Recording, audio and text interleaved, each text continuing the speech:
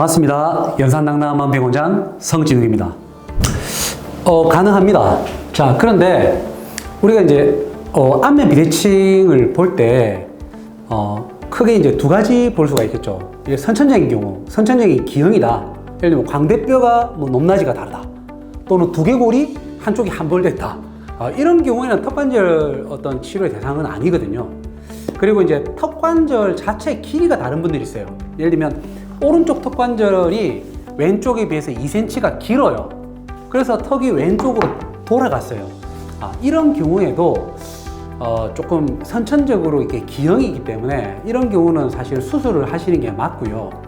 자, 그런데 이제 후천적으로 우리가 어릴 때는 정상이었어. 근데 커가면서 한쪽 얼굴이 더 커졌다. 얼굴이 짝이 안 맞다. 그리고 한쪽 볼살이 더 두껍다. 그리고 한쪽 눈이 처진다. 한쪽 입꼬리가 올라갔다. 이런 경우. 좀 후천적으로 뭔가 근육이라든지 턱관절이 틀어지면서 비대칭이 유발됐다. 이런 경우는 사실 턱관절 치료를 해서 턱관절을 바로 잡아서 주변에 있는 근육과 연부 조직을 좀 풀어주게 되고 긴장을 이완시키게 되면 충분히 호전될 수가 있는 거거든요.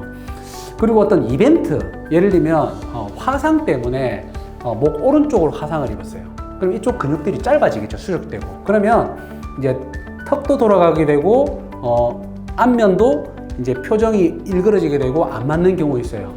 또는 안면 마비 후유증으로 이제 근육이 긴장이 되고 힘이 없고 처지면서 이제 비대칭이 생긴 경우. 그런 경우는 이제 턱관절 치료를 해서 어느 정도 호전을 시킬 수가 있지만 완벽하게 바로 잡는 거는 조금 힘든 것 같아요. 일단 우리가 5가지 기준을 한번 잡아 볼게요. 일단은 눈썹, 그죠? 눈썹이 좌우 대칭이냐? 그리고 자, 눈꼬리, 그죠? 눈꼬리의 높이가 맞는지, 그리고 광대뼈의 높이가 맞는지, 그리고 입꼬리 높이가 맞는지, 그리고 미간과 인중, 턱끝이 일직선인지, 요 5가지 기준을 체크를 해보시면 됩니다. 거울을 보는 것보다는, 왜냐하면 거울을 볼 때 본인의 눈이 또는 본인의 목이 틀어져 있을 수가 있기 때문에 정확하게 정면이 아닐 수가 있어요. 그래서 지인에게 삼각대를 놓고 수평을 잡은 다음에 명확하게 증명사진 찍듯이 사진을 찍어서 판별하는 것이 이 5가지 기준으로 판별하기가 가장 좋습니다. 선 그어 보시면 되겠죠.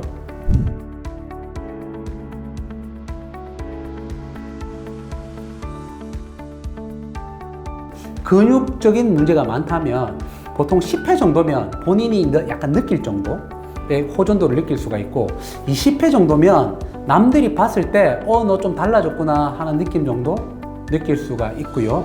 한 40회 정도 하시면 본인도 남도 어느 정도 인정할 만큼 좋아지는 것 같아요. 평균적으로 그 정도 시간이 걸린 것 같습니다.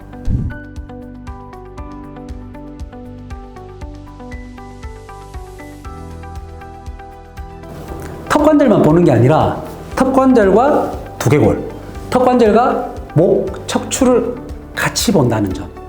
그리고 턱관절 근육만 보는 것이 아니라 근육을 싸고 있는 근막이라든지 근육 주변에 있는 신경이라든지, 그리고 이 신경과 근육과 근막을 지배하는 경락을 같이 보고 치료를 한다는 점.